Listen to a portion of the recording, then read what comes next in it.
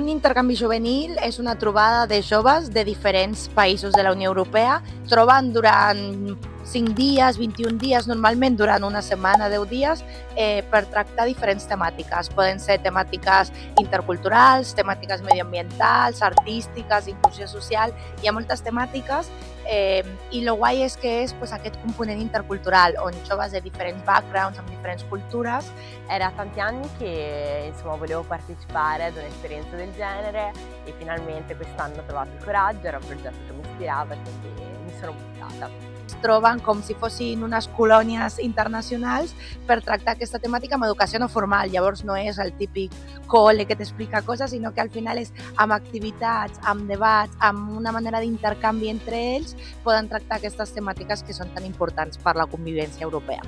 Εγώ θα έλεγα ότι το πιο σημαντικό είναι ότι δεν χρειάζεται να φοβάται, γιατί είναι ένα safe περιβάλλον, στο οποίο όλοι είναι ελεύθεροι να εκφραστούν και να ανακαλύψουν τους εαυτούς τους. Jo crec que el factor més important és anar amb una mentalitat oberta i de passar-s'ho bé dintre del projecte i si mantens aquestes dues coses sempre presents, tot anirà perfecte. Una de les coses més guais d'aquests intercanvis és que estan financiats per la Unió Europea. Això vol dir que tant l'allotjament com el viatge, com les activitats, el menjar, tot està inclòs en el programa. Llavors és una superbona oportunitat per poder viatjar, conèixer altres cultures, créixer com a persona amb aquesta facilitat econòmica.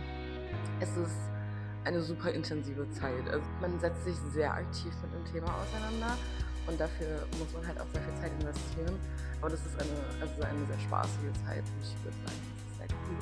Jo recomanaria un intercanvi juvenil sempre als joves perquè crec que és una experiència molt enriquidora, on trobes altres persones, t'obre la ment, pots conèixer altres cultures, pots practicar l'anglès, perquè al final no és superimportant tenir un superbon nivell d'anglès, però també és una excusa per poder utilitzar l'anglès per connectar amb altres.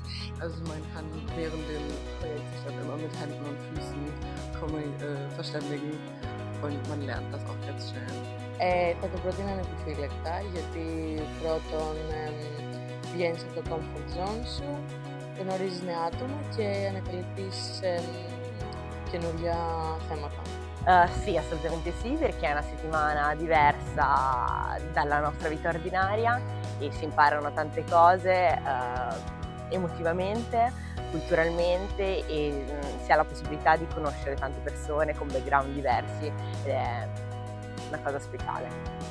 Če bi mogel izbrati res eno besedo, bi se odločil za vključujočnost, zato ker smo tukaj res mladi iz različnih držav, različnih kultur, ver in vsega in smo vseeno skupaj povezani v tem programu. Intensa. Spaß. Gaudi. Fun. Són experiències inolvidables.